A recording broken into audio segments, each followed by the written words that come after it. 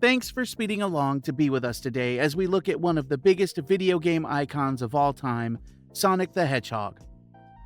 While we will be, of course, looking at the famous blue hedgehog as a character, the real focus of what we are looking at today is the first Sonic the Hedgehog game, which, as we record this in 2026, is celebrating its 35th anniversary. It is so easy to just look at the original Sonic the Hedgehog as another 90s platformer and take him and the many games that star him for granted these days. However, back in the early 90s, Sonic was an absolute game changer for Sega, and for a few years, it helped change the landscape of the video game industry. Now, put on your red running shoes and try to keep up as we look at how this fantastic game and character were brought to the world. Before we speed our way into this, we want to say a quick thank you for joining us today. If you love video game history as much as we do, be sure to check out our other videos featuring many of gaming's biggest icons. The rise of Sonic the Hedgehog is very much the rise of Sega as a video game company. Sega had massive success with their string of arcade hits featuring the likes of Outrun and Space Harrier. However, they were not able to fully muscle in on that massive Nintendo share of the home video game market. Actually, in other parts of the world, most notably Europe and Brazil, the Sega Master System more than held its own against the NES. Some regions in the UK, for example, the Sega Master System was more popular than the NES. However, in Japan and the USA, this was not the case. In Japan, NEC and their PC engine, which would become the TurboGrafx 16 in the USA, were even giving Sega a real problem. Sega of Japan wanted a mascot that could rival the likes of Mickey Mouse for Disney, Bugs Bunny for Warner Brothers, and most importantly of all, Mario for Nintendo. Sega had kind of adopted Alex Kidd as their mascot, but he failed to really take off, and pretty much no one outside of die-hard Sega fans had any idea who Alex Kidd was. Sega had released their 16-bit Sega Mega Drive console in Japan in 1988, and then in the USA, where it was renamed to the Sega Genesis in 1989. While a much more powerful system than its rival NES and PC engine, the Sega Genesis was not catching on as much as Sega would like, and they felt that they needed some kind of mascot to take their blast processing powerhouse to the next level.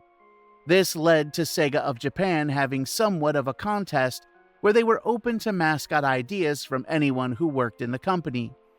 They got lots of people trying to come up with an iconic character, and a neat bit of video game trivia is that two of the designs would go on to become part of the Sonic universe. One of the rejected designs was an armadillo, which would be reworked into Mighty the Armadillo, who would appear in the arcade game, Sega Sonic the 32X release, Knuckles Chaotix, and most notably Sonic Mania Plus, which was released in 2018. Also, another Sega employee had an idea for an old man who looked like US President Theodore Roosevelt, and this would be reworked into Dr. Eggman, or as he was first known in the West, Dr. Robotnik. Despite the huge response from inside Sega, there was one potential mascot that caught everyone's attention, and that was the design by Naoto Oshima. Naoto Oshima was an important part of Sega. He was a video game designer and artist, and he had worked on some of Sega's big hits such as the original Phantasy Star and Space Harrier. With this new drive for a mascot at Sega, Oshima wanted to make a character that was known for being fast, which is why he went for a hedgehog, and at first he was known as Mr. Needlemouse. Sega really liked this idea, especially with the character being based around speed and the idea of his game featuring fast action, loops, and other such things that took advantage of the power of the Sega Genesis to show just how powerful and fast it could be. While you can look at the early drawings of Mr. Needlemouse and see the early stages of the character that would go on to become Sonic the Hedgehog, it was not until video game legend Yuji Naka came on board that things really began to take shape, and the development team that would be known as Sonic Team was formed. There was some reworking done on the design. His name went from Mr. Needlemouse to Mr. Hedgehog to ultimately Sonic.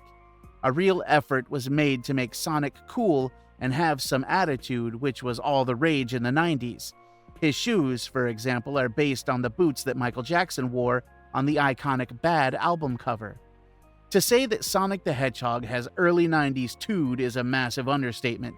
Sonic was not originally the shade of blue that we know him as, but he was changed to his more vibrant kind of blue for two main reasons. First of all, it would help make Sonic stand out from the backgrounds, which was important as he was moving so fast through the stages.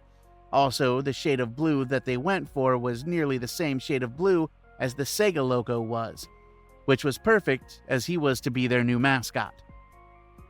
While Sonic was speeding along the track, Sega of Japan was not sure that this character would be a hit in America, so a whole host of ideas were nearly part of the original Sonic the Hedgehog lore. He was going to be in a band, he was going to have a girlfriend called Madonna. Sonic also had more of an anime look to him, and he sported a set of what could be best described as fangs in his mouth. When the design ideas were shown to Sega of America, Madeline Schroeder was a huge part of shaping what Sonic would become. She had the idea to soften his appearance, making him look less anime, get rid of his fangs and ditch the band and the girlfriend.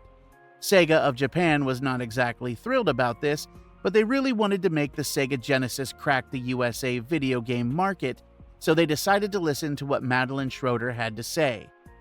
How do you think the story of Sonic the Hedgehog would have gone had Sega of Japan gotten their way and made him be in a band with a human girlfriend called Madonna? Be sure to let us know in the comments section down below. With the design and story elements in place, Sonic the Hedgehog started to take shape. It is impossible to look at Sonic and not compare him to Mario, but this was part of the design. Mario was more slow-paced and deliberate, running through some imaginative but not exactly beaming with color stages. Sonic would be much faster, running through vibrant stages full of loops, jumps, and always encouraging the player to move forward. Of course, the later stages in the game would offer a little variety. However, right from the off, Sonic's being fast was a key design choice for the game. It is also interesting that Sonic Team decided that you would only need one button to play Sonic the Hedgehog. In theory, this was simpler than the two buttons required to play Super Mario. Sonic the Hedgehog was completed, and he was ready to race onto store shelves right before the summer of 1991. June 1991 would see Sonic the Hedgehog released, and it was a massive success. The game was released to critical acclaim, and it was a game that most people who owned a Sega Genesis wanted to buy. Sega undoubtedly had a hit on their hands, and it was just what they needed to turn things around for the Sega Genesis in America. However, while they did sell a few more consoles in America, it was not the system seller that they had hoped. But Sega of America president Tom Kalinske had some wild ideas of how to make Sega not just go toe-to-toe with Nintendo, but potentially knock them out. In September of 1991, rock band the Red Hot Chili Peppers released their iconic album Blood, Sugar, Sex, Magic, and the lead single from that album was called Give It Away, and it was released in September of that year, and it is one of their biggest hits. This is very fitting as Tom Kalinske had some wild ideas to make Sega a competitive force in the USA for the holiday season of 1991. He wanted to lower the price of the Sega Genesis to make it more appealing to customers. However, the real draw here was that for the holiday season of 1991, he wanted to include Sonic the Hedgehog for free as the pack-in game replacing Altered Beast. Sega of Japan was not happy about this. They could not understand why you would want to give away what was their biggest hit. However, Tom Kalinske knew that the real way to success here was to get as many Sega Genesis consoles into people's homes as possible, and a price drop along with a free copy of what was 1991's must-own video game was the way to do this. The idea being that Sega would benefit massively from this down the line. Turns out that Tom Kalinske was right. To say that this was just what the Genesis needed is a massive understatement. The Sega Genesis flew off store shelves during the holiday season of 1991. The Sega Genesis was the cool console, and the NES, well, that was stuck in the past. All the cool kids were playing Sonic on their sleek, cool-looking Sega Genesis. Nintendo released their competing 16-bit console, the Super Nintendo, in the summer of 1991, and it was very popular. But despite how amazing Super Mario World was, and these days it is regarded as one of the greatest platformers of all time. Back in 1991, when you saw Super Mario World and Sonic the Hedgehog side by side, it was easy to see why Sonic was able to capture so many people's attention.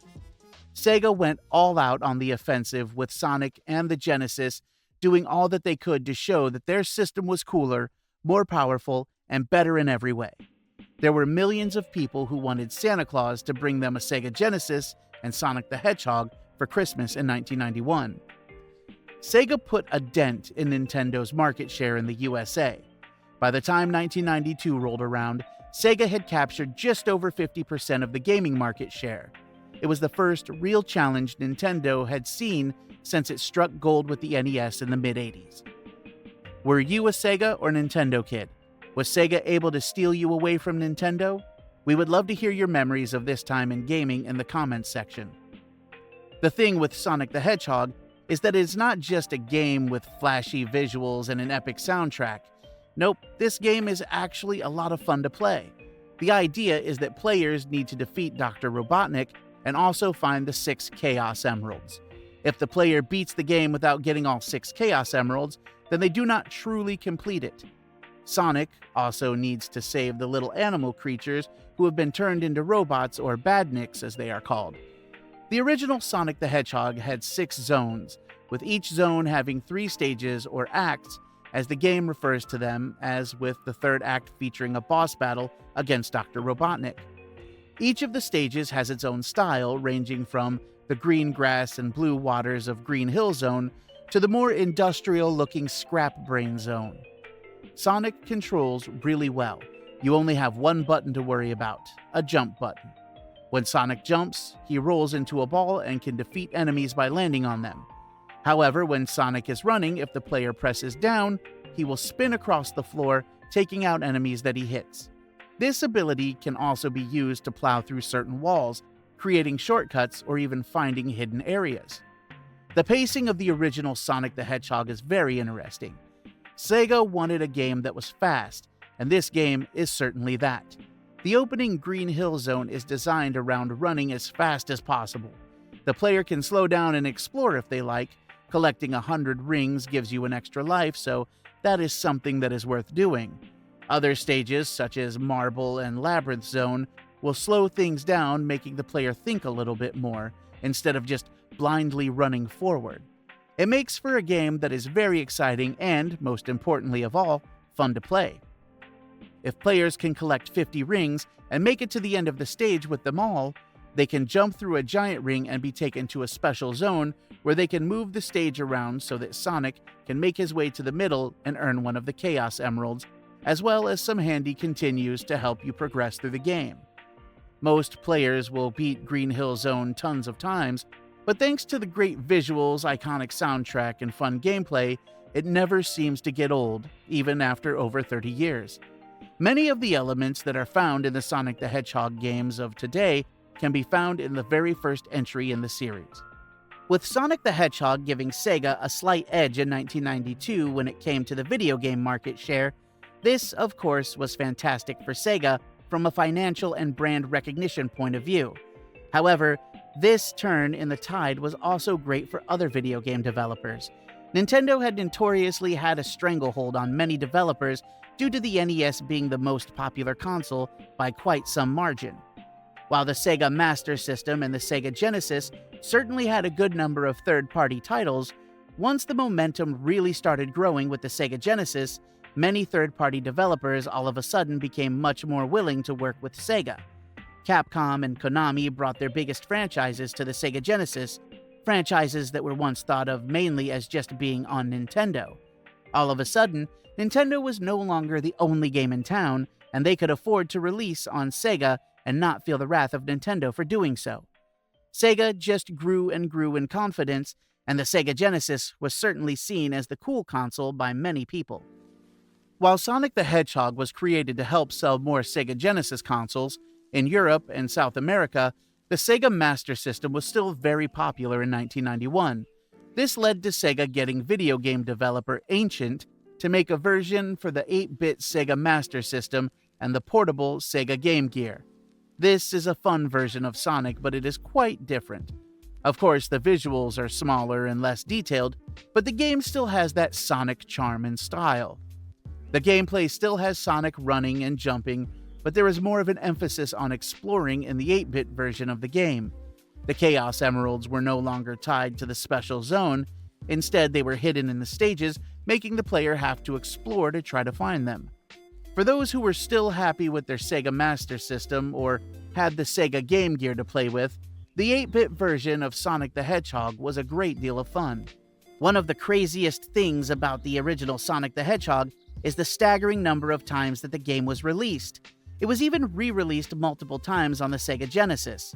Sonic would be included in Sonic Classics 3 and 1, which also included Sonic the Hedgehog 2 and Dr. Robotnik's Mean Bean Machine. The compilation cartridge, Mega Games 6 Volume 3, would also feature Sonic the Hedgehog along with Revenge of Shinobi, Streets of Rage, Columns, Super Monaco GP, and World Cup Italia 90, which was now renamed to Sega Soccer. Many regions would also have various Sega Genesis bundles that would come with Sonic the Hedgehog along with another game. Sega's next system, the Sega Saturn, would not get its own special Sonic game, but it did get Sonic Jam in 1997, which featured Sonic the Hedgehog along with Sonic 2, Sonic 3, and Sonic & Knuckles. The Nintendo GameCube would get an awesome compilation in the Sonic Mega Collection in 2002, which featured all of the Sonic games from the Sega Genesis, as well as some fun videos and promotional materials for the Sonic franchise. The PlayStation 2 and original Xbox would get an enhanced version of this called the Sonic Mega Collection Plus, which would also include several Sonic Game Gear games. In 2006, as part of the Sonic the Hedgehog 15th anniversary, Sega would release Sonic the Hedgehog Genesis for the Game Boy Advance. In theory, this should have been a perfect port, but this is regarded as the worst way to experience Sonic the Hedgehog, as the game runs poorly and has more than a few graphical and sound issues. Speaking of which, there were many plug-and-play systems that were released by @Games that would more often than not feature Sonic the Hedgehog as one of the included games, and these often had just terrible sound emulation. The PlayStation 3 and Xbox 360 would see the incredible Sonic's Ultimate Genesis Collection in 2009, which was also known as the Sega Mega Drive Ultimate Collection outside of the USA.